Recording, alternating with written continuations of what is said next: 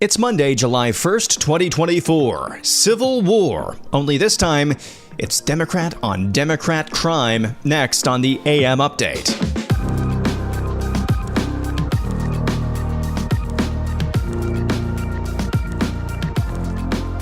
Of course, there were two big news stories on Friday afternoon or Friday morning from the Supreme Court.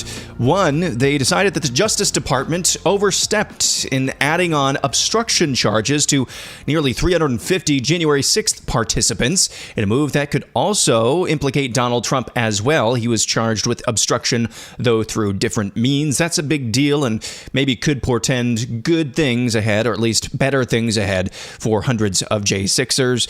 The Supreme Court also nixed Chevron deference. Essentially what Chevron deference is, it's a doctrine, at least in name only, from the 1980s that told the court system in the United States, at least at the federal level, that they had to defer to alphabet agencies as subject matter experts when discussing policy that those agencies, whether it's the EPA or other agencies, the policies that they describe, prescript, and enact. So that's something that conservative legal beagles my entire life have been trying to get rid of, Chevron deference. That is now nixed thanks to the Supreme Court. But folks, we are living in a different world than we were about 72 hours or so ago.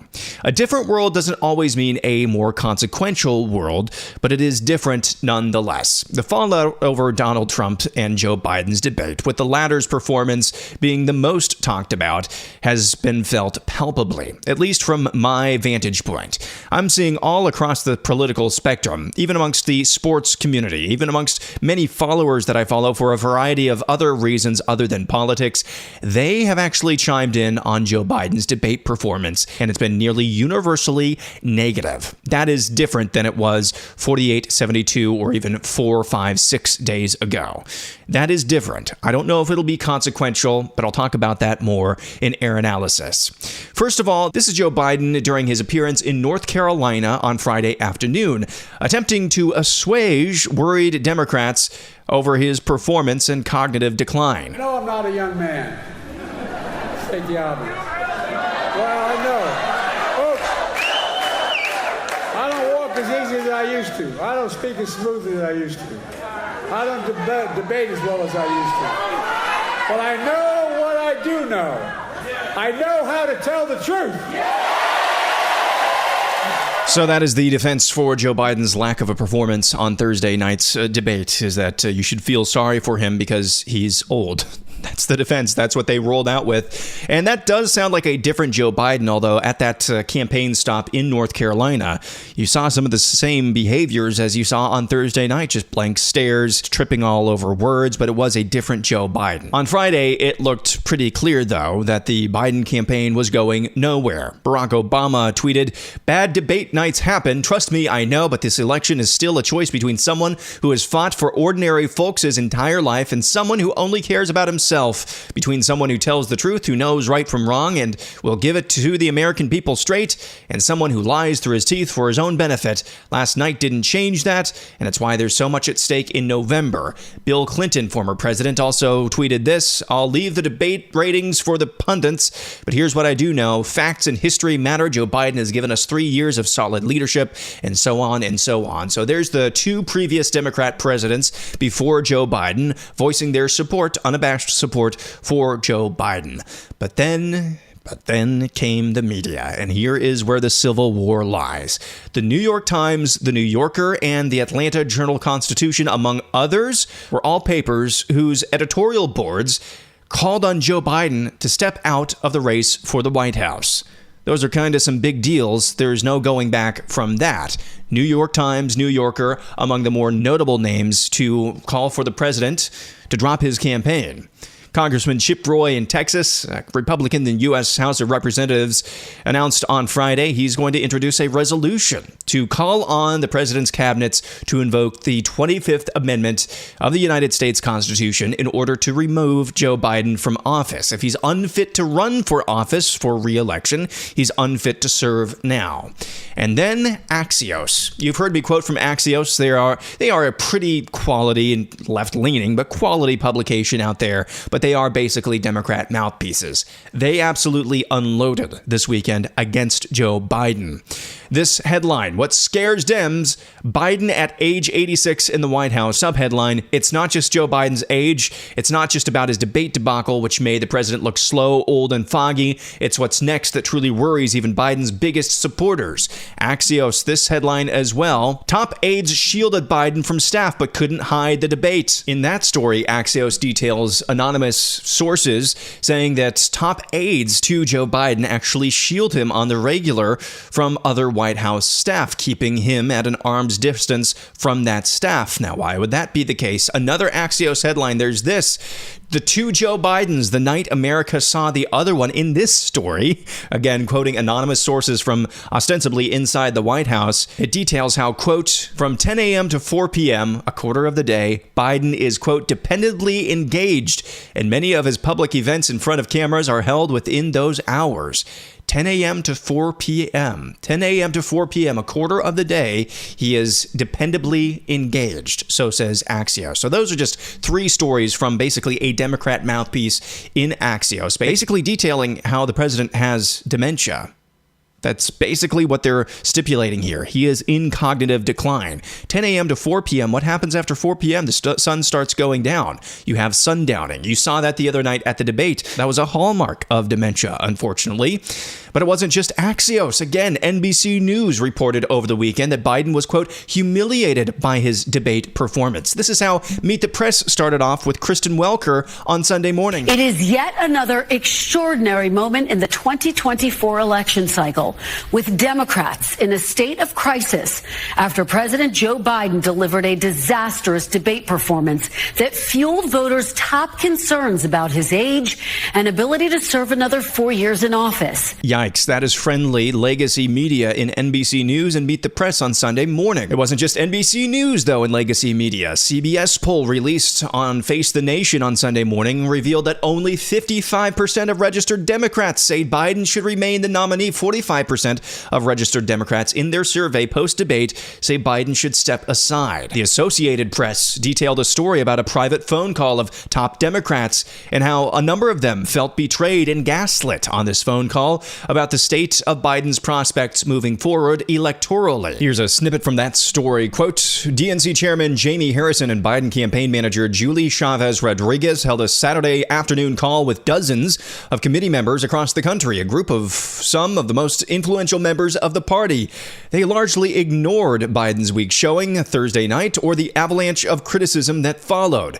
Multiple committee members on the call, most granted anonymity to talk about the private discussion, described feeling like they were being gaslighted, that they were being asked to ignore the dire nature of the party's predicament. The call, they said, may have worsened a widespread sense of panic among elected officials, donors, or other stakeholders. Democratic power brokers like Nancy Pelosi are still rolling with dementia. This is an opportunity for Joe Biden to go out there and show he has the stamina and the rest. And by the way, while the press, and for some reason they don't, there are healthcare professionals who think that Trump has dementia, that his connection, his thoughts do not go together. And, while he may be saying we're enablers, we see Joe Biden up close. We know how attuned he is to the issues, how informed he is. And I debate with him about legislation, and not debate, but discuss it with him. He's right there. So in any case, it was a bad night. Let's not sugarcoat that. That is Nancy Pelosi on CNN's State of the Union, sounding three sheets to the wind, but nevertheless accusing Donald Trump of having dementia while she herself has a dementia moment. Former Trump staffer turned Democrat operative, I guess, maybe, Anthony Scaramucci, tweeted over the weekend he went to a Biden fundraiser in East Hampton over the weekend and thought Biden read quite well from the teleprompter. Wait, what? Biden showed up to a fundraising event and still had to read from a teleprompter during a fundraising event? That is ridiculous. But despite all of this, the Biden camp seems resolute on keeping Joe Biden at the top of the ticket. In a fundraising email sent out over the weekend, their main defense of Joe Biden is that amongst a field of Harris, Buttigieg, Booker, Newsom, Whitmer, Klobuchar, Shapiro, and Pritzker, Donald Trump is still beating all of them. That's their defense. That's the Biden campaign's defense, is that this host of Democrats are still losing to Donald Trump, so might as well stick with Joe Biden. I said on Friday that this all comes down to one person, and that is Dr. Jill Biden. Check out these headlines. This one from the New York Times. Jill Biden could make or break Biden's campaign. She says she's all in. This one from the Associated Press. After a president's debate debacle, Jill Biden delivering the message that they're still all in. This one from the Washington Post. Jill Biden appears unmoved by panic over Joe Biden's debate showing. And finally, air analysis, slightly acidic, mostly necessary. So what do we make of this divide between certain Democrat power brokers and what are now the old guard Democrats like Barack Obama, Bill Clinton, and others, including many, of course, on the Biden campaign, who are resolute and steadfast in their support of the current president? I think there are three things going on. The first is this. I can imagine what can be and be unburdened by what has been, you know? What can be unburdened by what has been. What can be unburdened by what has been. What can be unburdened by what has been. What can be unburdened by what has been. This is the first reason, I believe. Can be unburdened by maybe not most important, but first reason, the most immediate reason why there is this split, this civil war playing out between Democrat power brokers anonymously, the media very publicly, and the Biden campaign and old guard Democrats very publicly. I don't think they see Kamala Harris as necessarily a viable or trustworthy option going forward. Something tells me that Barack Obama, if he's really the one behind the strings orchestrating this, and what we are living through right now is the third term of Barack Obama. Many of his staffers on his administration are working for Joe Biden. If he's really the one, or at least one of the handful of people pulling the strings here, something tells me that Barack Obama does not see Kamala Harris in anything short of a light of disdain. That's just a gut instinct that I have, based on nothing else. Number two, why do we see this divide between a Barack Obama and the media? Well, one thing is this. I think it's least likely, but Obama could be just setting himself up here. He could just be setting himself up to say to the Bidens, hey, I had your back, I did my best, I tried, but hey, the people want what they want. My hands are clean here. That could be one thing, but I think this is more likely. And this is what I want to say this morning. I think the reason why you're seeing so much resoluteness and steadfastness from Barack Obama, Bill Clinton, many close to the Biden campaign is this. One, yeah, their own jobs are on the line, but two, you can't do what you would like to do what you typically do during a Democrat primary and basically put your thumb on the scale and say, this is the people, this is the candidate that we want, and we're going to make this happen by hook or by crook. It's easier to do that when you actually have a real life primary, which the Democrats really didn't have this go around. So now you're stuck in a position where if you get rid of Joe Biden, you kind of have to get rid of Kamala Harris because she's not doing much better than Joe Biden in the polls either. She's not that trustworthy, I don't think, in my own mind, to the power brokers close to the Bidens and close to Barack Obama. I just don't think she is. So if you deal with Joe Biden, you got to deal with Kamala Harris. Well, if you take her out, that's going to piss off a lot of people within your own coalition because of the intersectionality aspect of this. And then who are you going to get to actually replace Joe Biden? And this is where the rubber meets the road here. Barack Obama, as evil as a person I believe he is, and as many of the things that, I remember him saying when I was a younger person, I remember him saying he wanted to fundamentally remake America. He accomplished that. He is evil, but he's not stupid. A lot of times evil and stupid kind of coincide, especially in a late stage republic, idiocracy style republic like we have. But Barack Obama does not fit that mold. The dude is cunning. He's smart. He's very good at communicating. He's very good at conniving. He's very good at strategy. I believe, looking at this from Barack Obama's standpoint, if you replace Joe Biden with anyone, you are risking some very real fractures in your very tenuous coalition. Powerful but tenuous coalition. Which wing are you going to listen to? Are you going to listen to the Ilhan Omar, Rashida Tlaib, kill all the Jews wing? Are you going to listen to the Israel First Chuck Schumer wing? That's just one issue. Are you going to try to moderate with somebody like Tim Ryan's not really in the news right now, but somebody who is, let's say Gavin Newsom. No, you're not going to replace a black woman with a straight white man. No, you're not going to do that. Are you going to try to appeal to suburban women? Gretchen Whitmer, I don't think necessarily replacing a black woman from California with a white woman from the Midwest, that's going to piss some people off as well. They have the risk over there, if they replace Joe Biden, of permanently fracturing what is a powerful yet tenuous coalition. I think Barack Obama recognizes that. And he's decided that because Donald Trump is still beatable, it's better to roll with whom you control, and in whom there has been, up until recently, a consensus about, which is Joe Biden, than risk fracturing your base for somebody else. Here's the deal. I'm inclined to agree with Barack Obama if that is the calculus. Just as easily as the flip could be switched the other night from, oh crap, the guy who's supposedly running the country isn't really running his own mind, can't really run his own motor function, his own mouth by himself competently. Crap. That flip, I believe, switched. I don't think that's up for debate. As I said earlier, this has permeated the water table in a way that no other event during Joe Biden's presidency has. Not the botched pullout from Afghanistan, not the evil jab mandates, nothing. Not the 87,000 new IRS agents. Nothing has permeated the culture like his debate performance the other night. Yet, I'm not sure that fundamentally alters the course of this election. I'm not sure it does. Because just as easily as the flip switched in the broader electorate from, oh crap, he's got dementia, that switch can easily be flipped back to, oh yeah, I forgot Donald Trump's Hitler, I'm going to go with senile dementia. Never underestimate the self-imposed retardation of much of the American public. As it stands today, I think multiple things are true.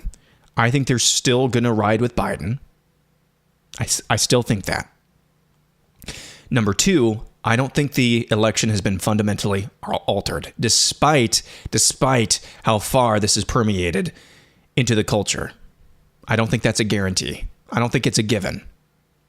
The last time Republicans were this optimistic and bullheaded about an election prospect was 2022.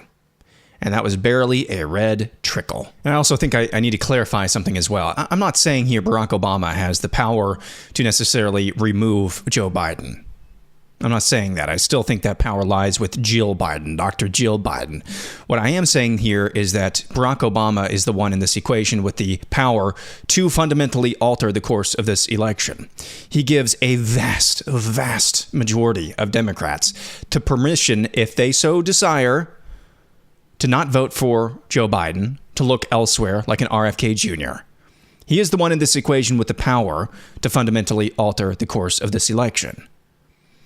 And he's signaling with his steadfast support of Joe Biden that he has no intentions of doing that.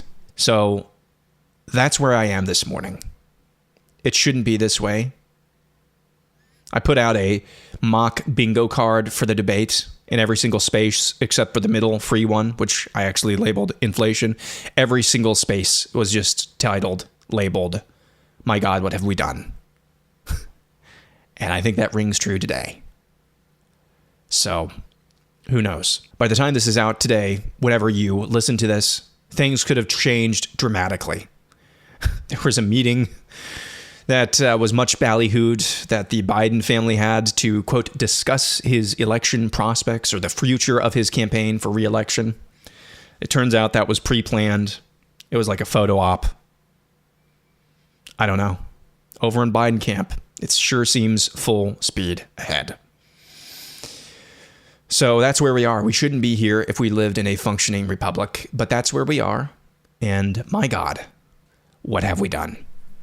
Just want to remind you, I'm taking the rest of the week off. Last week, day job and this job, both. Really taxing. I need a little bit of time off. Hope you get some time away as well to spend with your families on Independence Day. Remember why we celebrate this day. It's not just about yummy food, cooking out, smoking, which I'm going to be doing, and I'm going to be enjoying family as well. Remember the pillars that built this country. Remember what was sacrificed. Our lives, our fortunes, and our sacred honors. Try to emulate that as best as you can, and remember this week as well. I'm Aaron McIntyre, and this is the AM Update.